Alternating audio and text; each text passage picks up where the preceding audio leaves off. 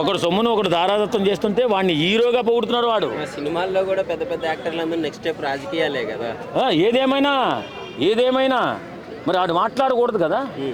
ఇప్పుడు సినిమా వాడిని మాట్లాడే ముందు వాడి చరిత్ర, రాజకీయ చరిత్ర కూడా తెలుసుకుని మాట్లాడాలా. సినిమా వాళ్ళ పతివ్రతలు అంటే పతివ్రతలే రా బాబు. నువ్వు పతివ్రత కాదేమో నాకు తెలిసి.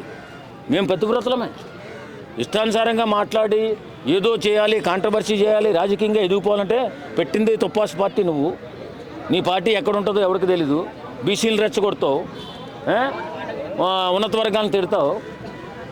నీ ఇష్టం కాదు కదా.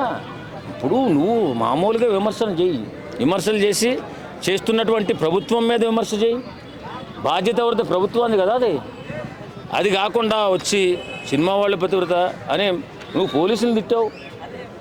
నీ దగ్గర ఆధారాలను తిట్టు, మరి సినిమా వాళ్ళని ఎంత తిట్టావు?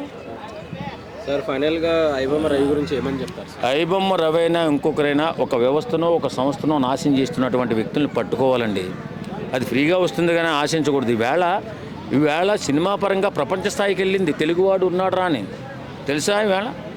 ఏమండి, సినిమా ఒకసారి రిలీజ్, మన తెలుగు సినిమా రిలీజ్ అవుతే బాలీవుడ్ వాళ్ళు కూడా సినిమాను ఆఫ్ చేసుకుని తెలుగు సినిమా వస్తుందిరా, మంచి కథతో వస్తారా వాళ్ళు, చాలా జాగ్రత్తగా ఉండాలని సినిమాలు ఆఫ్ చేసుకుని మన సినిమా రిలీజ్ అయిన తర్వాత దాన్ని 10 రోజులు 20 రోజుల తర్వాత ఆ సినిమాలు రిలీజ్ చేసుకుంటున్నారు.